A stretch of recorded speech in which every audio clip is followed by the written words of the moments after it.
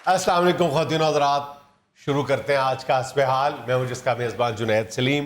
नाज़रीन, आज एक मरतबा फिर हमारे साथ मौजूद है इस कोरोना पेंडेमिक के दौरान अपनी जान हथेलियों पर रख के फ़राइज़ सर अंजाम देने वाले हमारे जवान पुलिस के एहलकार। अस्सलाम वालेकुम सर। बात साहब जुनैद साहब, बड़ी मेहरबानी है आपकी। वो क्या कहा है मुनीर नियाजी साहब SSP ने मैं एक दरिया के पार उतरा तो मैंने देखा, एक दरिया के पार उतरा तो मैंने देखा, एक और दरिया का सामना था मुझको। वो साडा जुनैद साहब, एक स्यापा खत्म नहीं होता दूसरा बढ़ जाता है। अब देखिए, ये अल्लाह ताला ने पूरी दुनिया के ऊपर एक इम्तिहान भेजा हुआ है, ये जो कोरोना वायरस है। चीख चीख के थक गई है हुकूमत के, खुदा के वास्ते SOPs का ख्याल करो। अब आखिरकार कई इलाकों में लॉकडाउन करना पड़ गया, लोग अमल करना पसंद ही नहीं करते। जेडे भाई साहब फड़ के लेंदे ने तुहाडे सामने बैठे हैं, जेडे कीता है, ID कार्ड भी मैंने देखा है। माशाल्लाह पढ़ा लिखा आदमी है, बहुत इंटेलिजेंट बंदा है, मगर देखे ना हरकतें अनपढ़ों वाली करते हैं। पढ़े लिखे लोग भी अनपढ़ों वाली हरकतें करते हैं। जा रहा है मोटरसाइकिल को, मैंने कहा यार खुदा के वास्ते ये जो तुमने इधर रखा हुआ है इसका क्या फायदा है? और इसको खुदा के वास्ते इधर रखो, इधर रखो इसको। सर मेरा सांस रुकता है, मैं क्या करूंगा सर? हमेशा के लिए सांस रुकने से बेहतर है कि थोड़ी देर रोक लो। नहीं जी, जिसका सांस रुकता है वो घर रुके, वो ना बाहर निकले। हम क्या करें, हम क्या करें, हम क्या करें? ऊपर चले 2 गानों पे डांस कर लेते हो तुम, तब तुम्हारा सांस नहीं रुकता। जुनैद साहब मास्क नहीं पहनते, और ऊपर से मैंने कहा यार किस लिए भाई, जरूरी काम के लिए बाहर निकलो, लॉकडाउन है इनके इलाके में। मैंने कहा क्यों बाहर निकले हुए हो? कदरी मिठियां पकौड़ियां लेन चले हैं। और सर आपकी भाभी ने कहा था मिठियों पकौड़ियों के लिए। ओ भाभी ने क्या सी, भाभी कमिश्नर लाहौर है। कमिश्नर साहब ने ऑर्डर किया है भाई ये इलाके जो है ये लॉकडाउन है, यहाँ पे कोई बाहर ना निकले। ऐसे बाय द वे, अगर कमिश्नर लाहौर साहब को भी उनकी अहलिया कहेंगे मिठी पकौड़ियां लेके आओ, तो मेरा ख्याल वो भी लेने चले जाएंगे। बेशक मास्क लगा के जाएंगे, लेकिन उस्मान साहब चल पड़ेंगे लेने के लिए। और जुनैद साहब हमारे तो अफसर, हम तो जनाब सलाम पेश करते हैं, हमने तो हुक्म मानना है। हमें उन्होंने कहा कि इन इलाकों में लॉकडाउन होना चाहिए, That's it। उसके बाद उन्होंने कहा भाई SOPs का ख्याल रखना चाहिए। जुनैद साहब मिठियां पकौड़ियां लेन निकले हैं जी। सारी जिंदगी पड़ी है मिठियां पकौड़ियां खाने के और लिए। सर उनकी शुगर लो हो रही थी, इस वजह से मैं ये 7वां बहाना जी था। पहले ने कहा जी बच्चे की सालगिरह, उसके लिए मिठियां पकौड़ियां लेके जाना। मैं कहा यार सालगिरह खुदा का वास्ता है, ये कोरोना वायरस में आप क्या बात कर रहे हैं यार, कुछ अकल करो। फिर कहने लगे जी बड़े मुंडे ने रोजा रखे सी, उन्हें इफ्तार के नफली रोजा रख लिया उन्हें।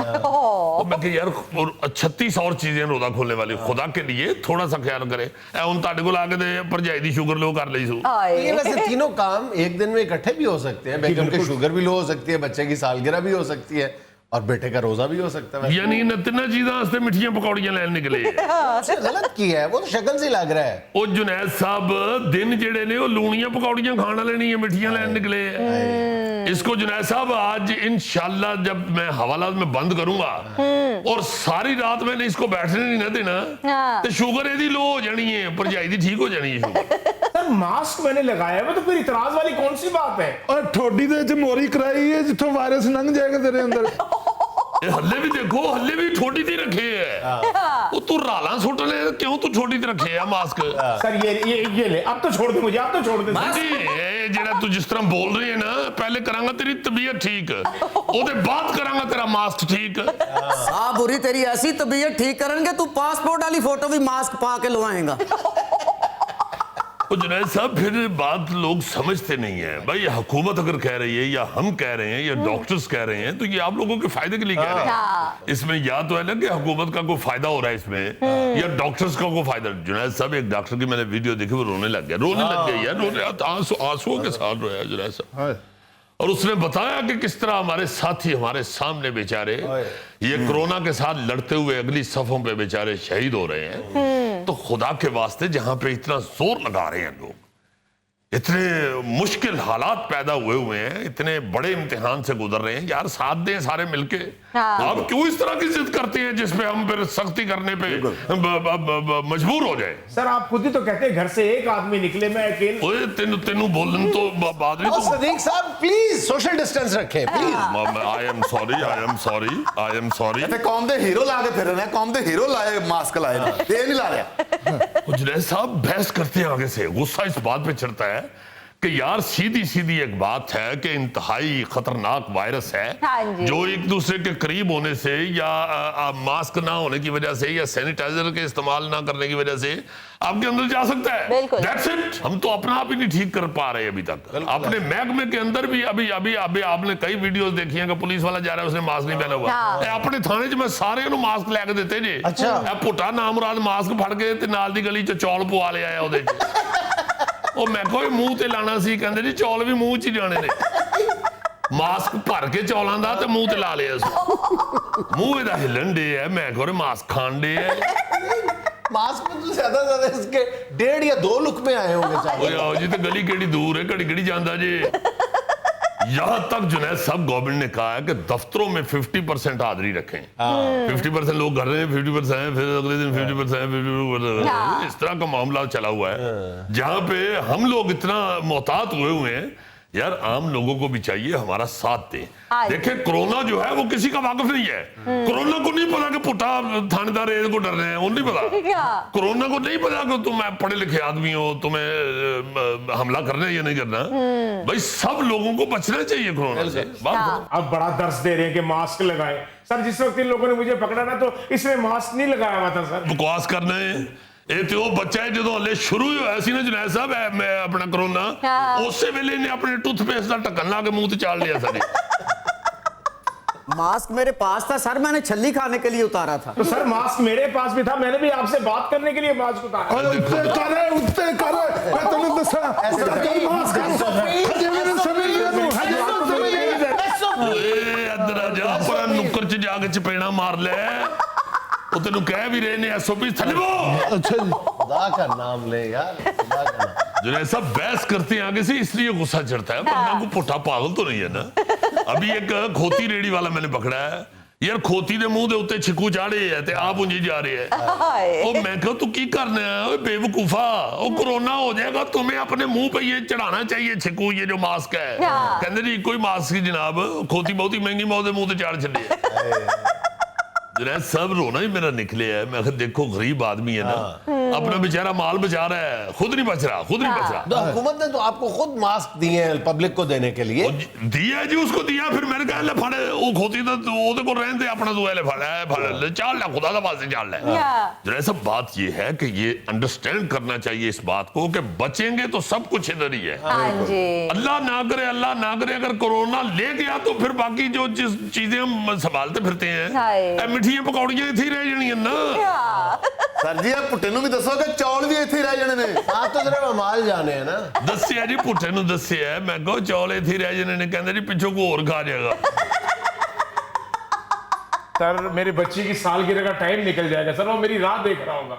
आपकी राह देख रहा होगा ना। जी सर। इतना प्यार करता है आपसे और आप उससे करते हैं तो इस प्यार का तकाजा ये है कि अपनी सेहत का ख्याल रखें। आपकी जान बहुत प्यारी है। इन मिठिया पकौड़ियों वाली रेड़ी के ऊपर से तुमने वायरस लेके जब घर जाने खुद भी मरोगे और बच्चे को भी साथ लेते जाओगे। असल ये अल्लाह ना करे अल्लाह पाक तुम्हें अपनी हिफाजत में रखे। कहने का मतलब ये है कि खुदा के वास्ते बाहर ना निकले आप वायरस साथ कैरी करके अपने बच्चों तक पहुंचा देते हैं। अपने आप पे नहीं तो अपने बच्चों को ही तरस खा ले यार खुदा के लिए। जुनैद साहब मैं इतना अक गया यकीन करो मैंने ऐसे दर्द होने लग गई। सारे बाजार के एक आदमी को समझाया जुनैद साहब मिन्नतें की है तरले की है कि खुदा के वास्ते एसओपीज का ख्याल करें।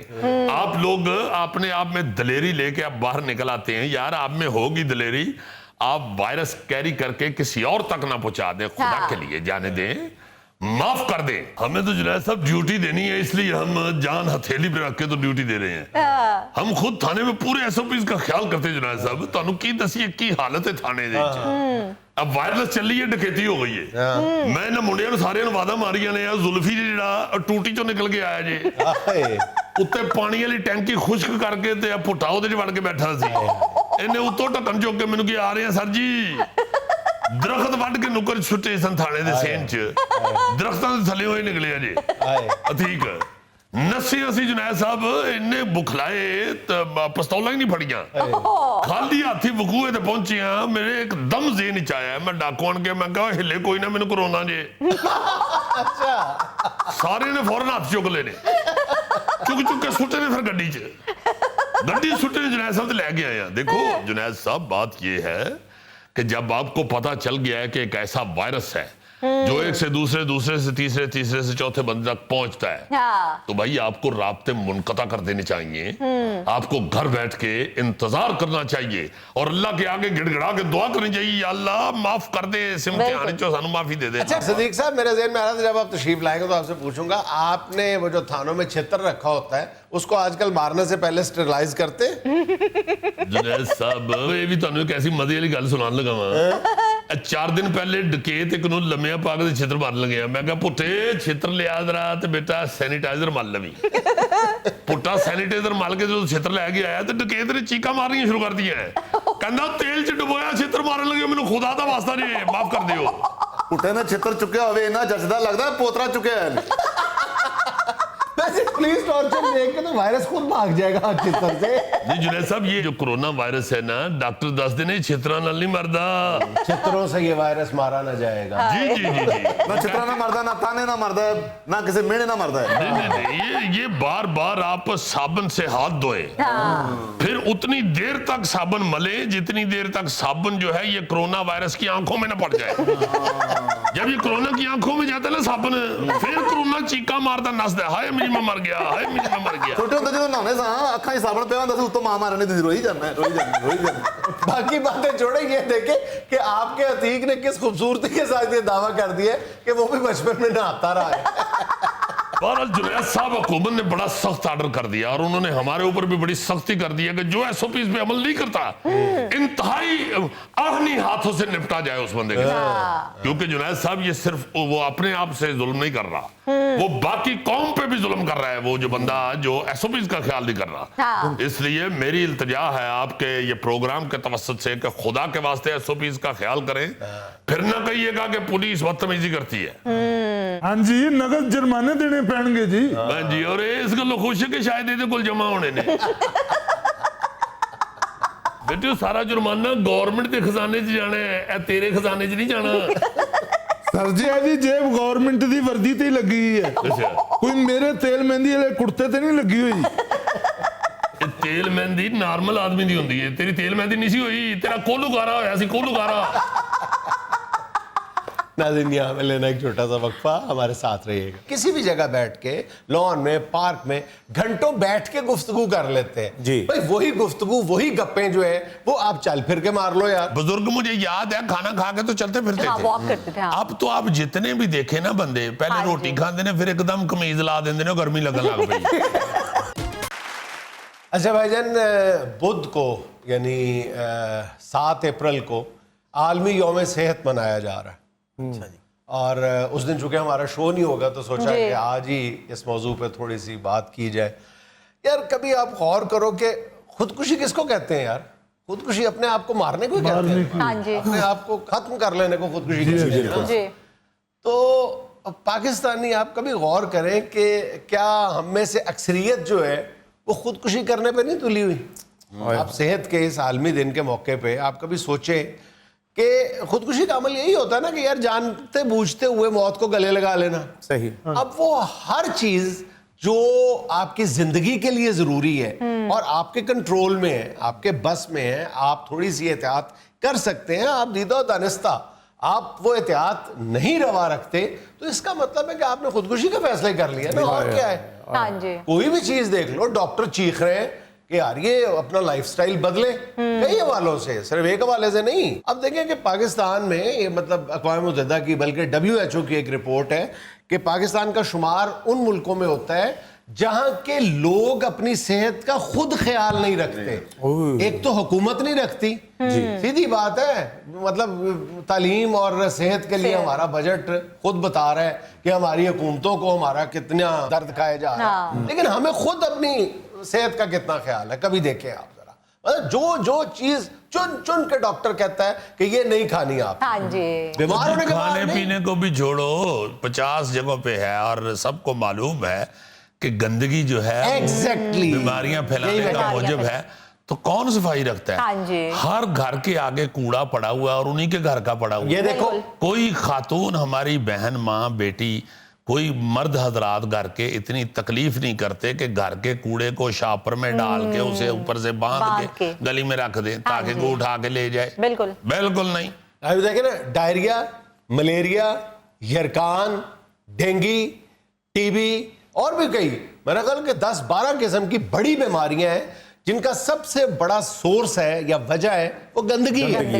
लेकिन कितना हम ख्याल रखते हैं। अच्छा, हर चीज में हम गुर्बत का रोना शुरू कर देते हैं। ठीक है, पास जगह पे बहुत मुश्किल है सफाई कि हुकूमत जो है वो सीवरेज का निजाम ठीक नहीं कर रही और गलियां टूटी हुई हैं, गंदगी के ढेर हैं, अंबार लगे हुए हैं। लेकिन जहां तक आप कर सकते हैं अपने घर और अपने घर के फौरन बाहर वो एरिया तो आप साफ रख सकते हैं ना। कितना रखते हैं?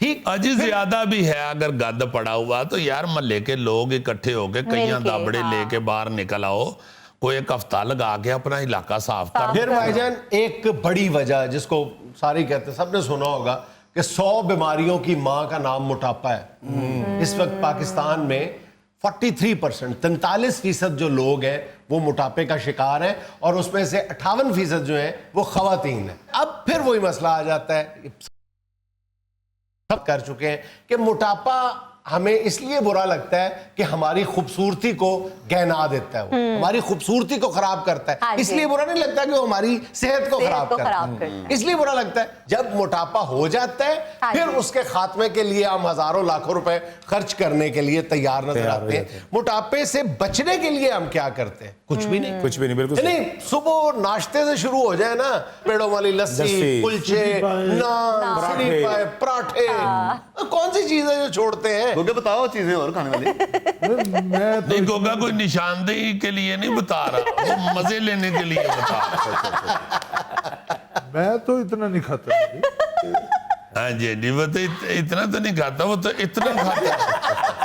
अच्छा, एक और बात मैं यहाँ पे ये जरूर कहना चाहूंगा जी कि ये जो है ना जी गंदगी या सफाई का मामला, ये सारे पाकिस्तान ने ये अत चुकी हुई थी और गवर्नमेंट ने भी हला की हुई थी जी के बहुत बड़ा बजट दे दिया है सफाई के लिए। लाहौर का अरबों रुपए का फ्रॉड हो गया है, कंपनी को इतना कर दिया है, अब थोड़े बजट में साफ करके दिखाएं लाहौर।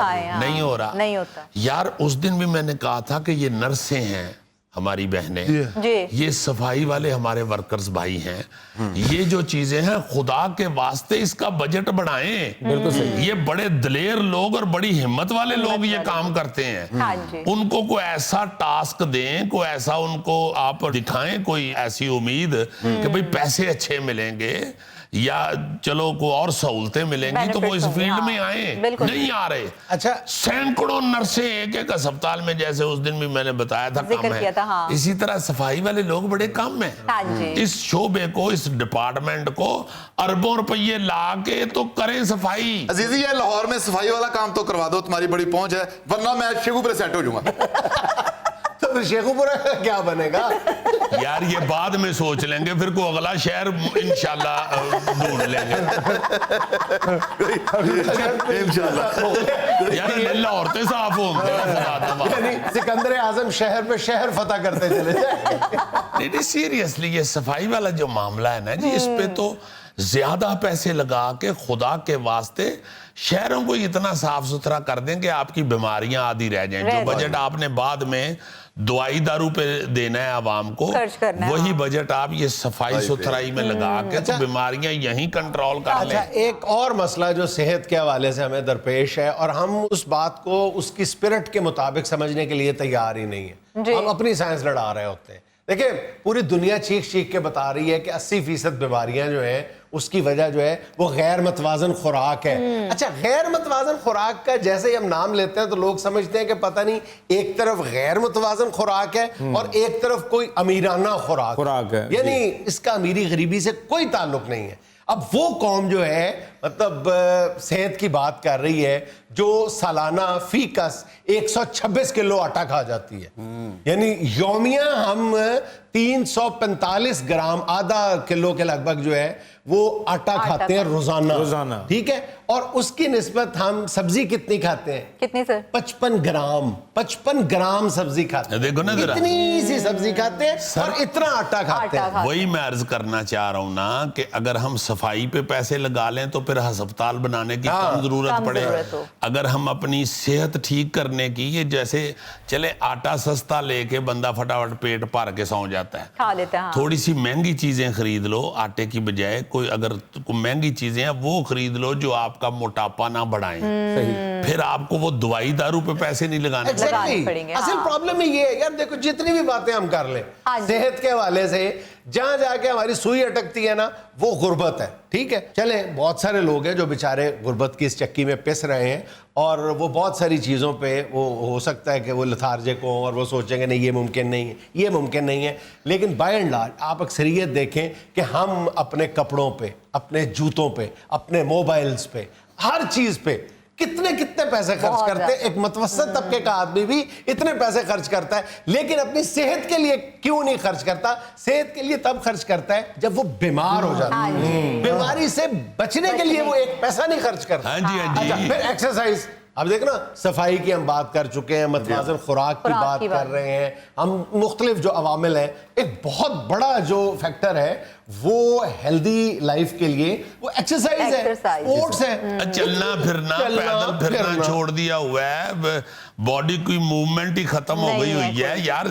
4 گنا مہنگی روٹی ہوٹل چکھا کے بیمار ہو کے کر پائے. اب یہ دیکھو ایکسرسائز کی بات کتنی چھوٹی سی ہے, سمجھنے کی ہے, سمجھانے کی ہے کہ ہم کسی ایک جگہ پہ بیٹھ کے, محلے میں, چوک میں, کسی بھی جگہ بیٹھ کے, لان میں, پارک میں گھنٹوں بیٹھ کے گفتگو کر لیتے ہیں. بھائی وہی گفتگو, وہی گپیں جو ہے وہ آپ چل پھر کے مار لو یار, ایکسرسائز بھی ہو جائے گی. بزرگ مجھے یاد ہے کھانا کھا کے تو چلتے پھرتے تھے. اب تو آپ جتنے بھی دیکھیں نا بندے, پہلے روٹی کھاندے نے, پھر ایک دم قمیض لا دیندے نے, گرمی لگن لگ پئی. بھائی گرمی موسم کو تھوڑا ایک دم تیز ہو گیا ہے, موسم کھا نہ لیا ہے تو تینوں گرمی لگن لگ پئی. اور اس کھانے میں کچھ 14 قسم کے مسالے تھے. ہاں جی, پہلے قمیض لاندے نے, اس بعد پکھا چلواندے نے, اس بعد ٹھنڈے فرش تے ڈگ پیندے, پھر اٹھ کے کہہ رہے ہوندے نے میرے بھرا نو فون کر دیو, میری طبیعت نہیں جی ٹھیک ہے, وڈے بھرا میرے نو فون کر دیو. اور بیگم کو کہندی ہے وڈے بھرا نو کی فون کریو, تانوں فون کرن ڈے. سر جی صحت کے حوالے سے آپ نے اصل بات کا تو ذکر ہی نہیں کیا. آپ کی صحت کا نہیں ذکر کیا یار تجھے کچھ بھی نہیں ہے, بس تو اگلے بٹن نہ بند کرے گا, پتر سینے تے پار نہیں ہونا چاہیے. بٹن کا کیوں نہ ہو. پہلے بھی بتایا تھا گھڑی دیکھو کتنی بدنی, دیکھو دیکھیں سر گھڑی کو چھوڑے, میں یہ جو سیلف,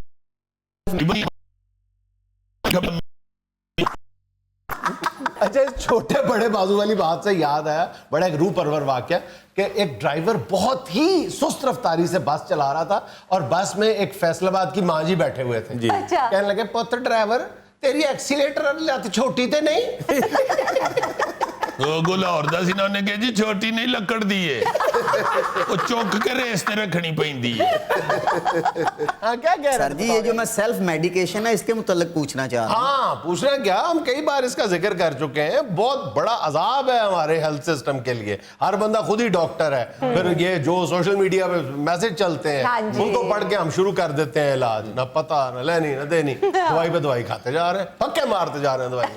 ہاں جی, پہلے کلو قیمہ کھا کے پھر 1/2 کلو دوائیاں کھاندے نے. بندہ پوچھے دوائیاں قیمے چی پالا ہے. ناظرین یہاں مجھے لینی ایک چھوٹی سی کمرشل بریک, ہمارے ساتھ رہیے. میر کا مصرع ہے اور وہ ضرب المثل تو کیا, اس سے بھی کوئی اگلی سٹیج ہے. جی جان ہے تو جہان ہے پیارے. پہلا مصرع کیا ہے؟ روز نہ کھایا کرو لڈو کرارے, جان ہے تو جہان ہے پیارے. واہ واہ واہ. اچھا پیارے بچوں, مجھے یہ دیکھ کے بہت خوشی ہوتی ہے کہ آپ لوگ پھر کہہ رہے ہیں پیارے بچوں, پیارے بچوں. سر یہ پیارے بچوں نہ کہا کریں, وہ بیچارے کا پھر مغز پھسل جاتا ہے. پیارے بچوں کہتا ہوں تو یہ طالب علم جو ہے یہ سب سے جو خوبصورت ہے, یہ گھر سے آ کے کہتا ہے کہ سر سارا ہی جھوٹ بولتے ہیں. اچھا بچہ اردو ادب کی کلاس ہے, تو ہم ان شعروں کا ذکر کریں گے جن کا ایک مصرع جو ہے وہ ضرب المثل کی شکل اختیار کر گیا, لیکن بہت کم لوگوں کو پہلے یا دوسرے مصرے کا علم ہے. جی تو ایک مصرع آپ نے سنا ہوگا, تاڑنے والے قیامت کی نظر رکھتے ہیں. جی اس کا پہلا مصرع کیا ہے؟ ملے کا بزرگ جانتا ہے کہ کون کنے وجہ جا رہا ہے اور کنے وجہ آ رہا ہے, تاڑنے والے قیامت کی نظر رکھتے ہیں. جوڑ تو ملے ہی نہیں ہے نا, جوڑ تو نہیں ملا. یار جوڑ ملانا ہے یا جواب دینے؟ ہاں پھی لیں گے اشارہ سر محفل جو کیا, بھانپ ہی لیں گے اشارہ سر محفل جو کیا تاڑنے والے قیامت کی نظر رکھتے. ظاہر ہے جو سر محفل کیا ہے وہ پھر لوگ دیکھ ہی لیتے ہیں. پھر وہ تاڑنے والے قیامت کی نظر رکھتے ہیں. واہ سر جی واہ. جو نہیں پڑھتے وہ کہیں نہ کہیں جا کے پھنستے ہیں. یہ لالا مادھو رام کا شعر. Good good. اچھا جی ایک اور مصرع وہ میر کا مصرع ہے اور وہ ضرب المثل تو کیا اس سے بھی کوئی اگلی سٹیج ہے. جی. جان ہے تو جہان ہے پیارے. پہلا مصرع کیا ہے؟ روز نہ کھایا کرو لڈو کرارے جان ہے تو جہان ہے پیارے. واہ واہ واہ. میر آمدن بھی کوئی مرتا ہے میر آمدن بھی کوئی مرتا ہے جان ہے تو جہان ہے پیارے. ویر تقی ویر کا شعر ہے یار. بات جان بوجھ کے کوئی نہیں مرتا. سر ایک بر موقع بڑھت کر سکتا ہوں. جی جی. لگا ماسک اور ہاتھ پہ سینیٹائزر جان ہے تو جہان ہے پیارے. مت کھا مرچیں مت کھا ٹاٹری جان ہے تو جہان ہے پیارے. آپ لوگ تو پبلک سروس میسج دے رہے ہیں یار. سر مجھے باقاعدہ فخر ہے آپ پہ. سر کلاس میں اسٹوڈنٹ لائق ہوں تو پھر استادوں کو بھی بہت علم مل جائے. اچھا جی اگلے مصرے پہ آتے ہیں. بہت ہی مشہور. جی سر جی. مقابلہ تو دل ناتواں نے خوب کیا. پہلا مصرع کیا ہے؟ سر ہاں زبردست. شکست و فتح میاں اتفاق ہے لیکن ہاں مقابلہ تو دل ناتواں نے خوب کیا. واہ واہ واہ. واہ بس جاؤ اب تمہاری تعلیم پوری ہو گئی. یار میں صرف ایک شعر کے لیے فیس دے کے آیا ہوں. صحیح تو کہا یار. اچھا جی آخر کو آگ لگ گئی گھر کے چراغ سے. سر یہ مصرع یوں نہیں ہے اس گھر کو آگ لگ گئی گھر کے چراغ. نہیں یہ غلط ہے. اصل میں یہی ہے آخر کو آگ لگ گئی گھر کے چراغ سے. واہ. پہلا مصرع بتائیں. سر میرا دوجا غلط نکل آیا میں پہلا کیا بتاؤں. سر اس کا یہی ہے کہ گھر میں بچوں کو موم بتی سے نہ کھیلنے دیں. گھر کو آگ یار لگی. شعر کا مصرع بتانا ہے تیات نہیں بتانی. شعلہ بھڑک اٹھا میرے اس دل کے داغ سے. آخر کو آگ لگ گئی گھر کے چراغ سے. یار ایک منٹ صبر کرو یار. تمہیں واہ واہ کی پڑی ہے گھر کو آگ لگ گئی ہے. یہ مہتاب رائے تاباں کا شعر ہے. واہ. مہتاب رائے تابا. تاباں. تاباں. شعر تو سر مشکل ہے جنہوں نے لکھا ان کا نام شعر سے بھی مشکل ہے. سر یہ جو تابا صاحب ہیں یہ پاپا کے رشتہ دار ہیں. یار تم تھوڑے سوال کرو تمہاری ابھی 2 مہینے کی فیس رہتی ہے. اچھا جی اگلے مصرے پہ آئیں. جی سر. لمحوں نے خطا کی تھی صدیوں نے سزا پائی. بہت مشہور مصرع. واہ واہ. پہلا مصرع کیا ہے؟ لمحوں نے خطا کی تھی صدیوں نے سزا پائی. واہ واہ. یہ پہلا مصرع بتائیں. واہ واہ نہ کریں. نہیں میں نے تو اسی پہ واہ واہ کر رہے ہیں. ادھر ادھر یہ کیا ڈھونڈ جبر رہے بھی ہو. دیکھا ہے تاریخ کی نظروں نے. یہ جبر بھی دیکھا ہے تاریخ کی نظروں نے. لمحوں نے خطا کی تھی صدیوں نے سزا پائی. واہ جی واہ. سر کیا سٹائل ہے آپ کا. سٹائل ہی تو ہے ویسے تو نلائق آدمی ہے. یہ جب ٹیچرز کی ہڑتال ہوتی ہے تو سب سے آگے ہار پا کے ہوئی جا رہے ہوتے ہیں. تم دیکھو نا ہمارے ہاں ہی رو جاتے ہیں کوئی جدو دل کردا آ جاندے نے جدو دل کردا یونین نال پھردے رہندے. یار آپ سر تو نالائق کہہ رہے ہیں میرے کیریئر کا مسئلہ ہے یار. میں ویسے بتا رہا ہوں آپس میں ہی ہے نا. دنیا میں لینا ایک چھوٹا سا وقفہ ہمارے ساتھ رہیے گا. پھر 1958 میں بننے والی چھو منتر جس کا میں نے ابھی گانا سنایا انہوں نے خود گایا تھا. جی ہاں چھو منتر کی عزیزی میں ان کی ایک جگت سنا دوں. کیا یہ لاہور میں فنکار بننے آتے ہیں نا تو آگے جو ولن پارٹی اس میں نظر صاحب وہ ان کو ظریف صاحب کو کہتے ہیں ارے میاں یہ لاہور ہے تو وہ کہتے ہیں اب اردو میں خبریں سنو.